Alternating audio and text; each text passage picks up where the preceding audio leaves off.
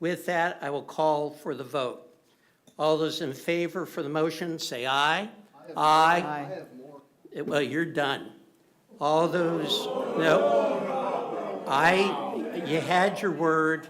I get the last word on this one. All those in favor, say aye. Aye. All those opposed? Point of order. Point of order is you want more time? It is denied. All those in favor, say aye. Aye. Aye. Aye. All those opposed? I think most of this city is opposed, as am I. Okay, the motion passes 4-1. On January 22nd, 2026, during the city council work session, Mayor O'Neill said this.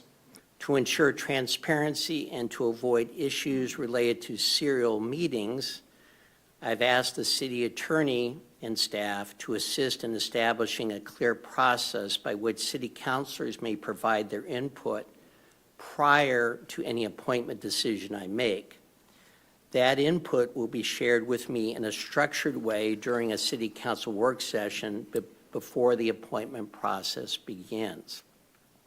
In other words, before I make any final decision. I will take those recommendations under advisement. Mayor O'Neill, was there any opportunity for city council to provide their input prior to this appointment? The answer is no.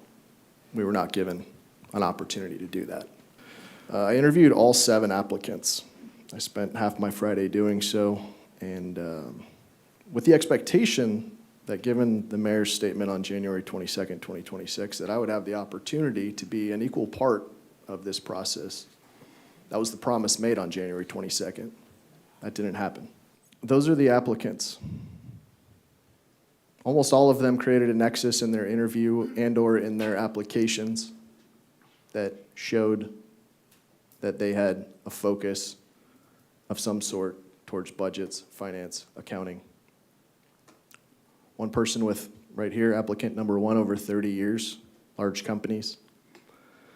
I can't understand why we would turn down people who have supervised and been a part of billion, with a B, billion-dollar budgets, MBAs in business management, certified public accountants.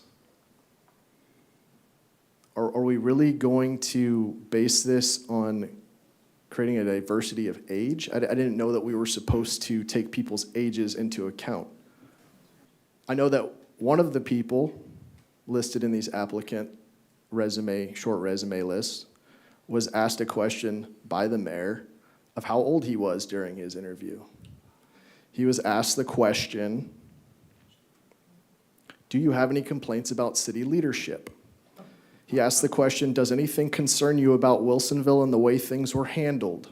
At least one of the questions during the interview had no relevance to the position and made me wonder if my answer determined if I would be considered. One example, do you have complaints with the city's leadership? 2, anything concern me about Wilsonville and how things have been handled? 3, how old am I? Is this a loyalty test, or are we finding the best people to serve our budget committee? Our budget committee is one of our most important committees in our city. If anybody's peeked into this year's budget, it shows declining general fund.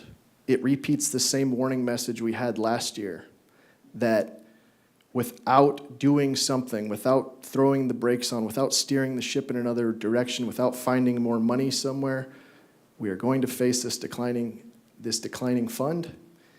And if we don't do any of those things, you all are next. We're going to go to your pocketbooks and take your money to fix our general fund. Mr. Height came to a council meeting, and he gave public input. And it really makes me wonder, if you come to this council meeting and you speak out, what happens to you? Are you going to be the next one rejected? Because Mr. Badillo came to the meeting on January 5th and brought criticism of the board appointment process as well. He also stated that he was asked inappropriate questions during his interview. Some of the questions in the interview being asked of me would never pass an HR filter: personal family history, political affiliations, how how they would differ from me in a DEI. Personally, I really enjoy an older white person telling me how diversity, equity, and inclusion would support or work for me. He was critical of the mayor. Is this what we do to people when they speak out against the city and disagree with the mayor? The person who was selected tonight has come and given testimony and public input at our public meetings. Guess what?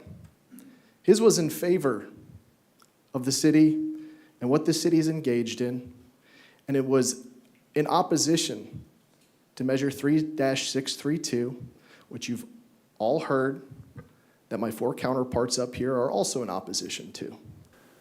I appreciate the opportunities that I've had to come up here and testify on that several times to give detailed reasons why this is a bad plan. So are we putting yes men on these boards? Is that what we're doing? You've all now been able to see a couple times the resumes, the education, training, and experience of these people.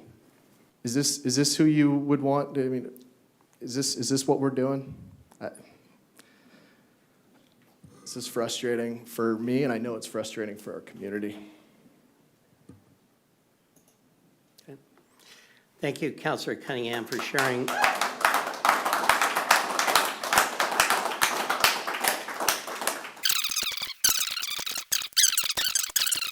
With that, I will call for the vote.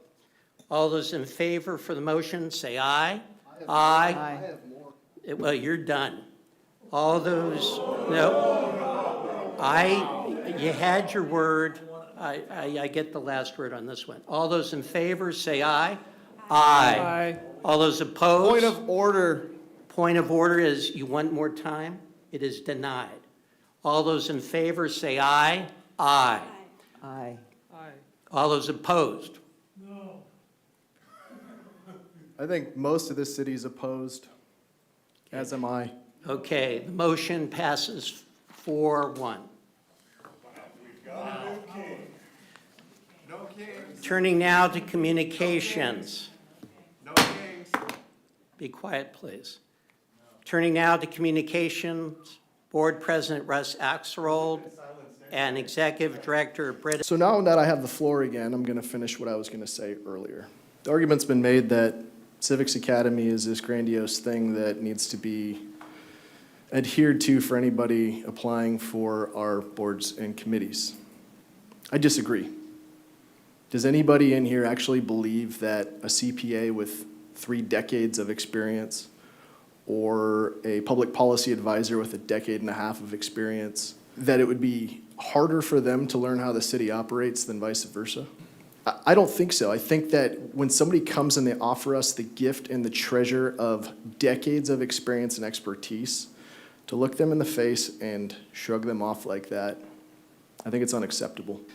On January 22nd, it was said that we were going to have a new process, that we were going to do things differently, and we didn't do them differently. What are these promises? Why do we say these things? Are we just saying them to make them up, to coddle someone for a moment and hope that Councilor Cunningham's just going to forget? Because I'm not. I'm amazed that nobody up here is curious that the fact pattern I laid out, we have people who have spoken out against the city, and we have only one person out of the 7 has ever come to city council and been in support of the policies of the city. Only 1 out of the 7, and it magically was the one who was chosen for this seat. That's mind-blowing. 1 out of 7. Whew. I would ask the mayor to polish up on his Robert's Rules of Order as well. When a point of order is made, you are supposed to inquire as to the nature of the point of order. You did not do that. You moved on, and you kept the floor from me.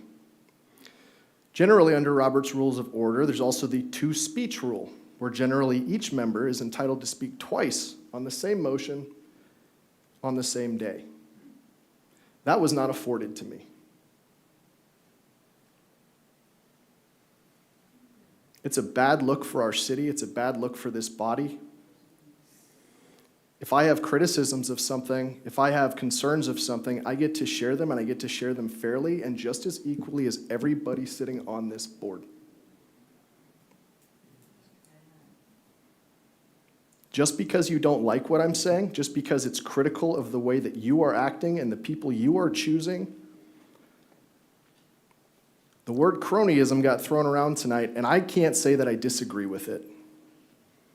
The city deserves better.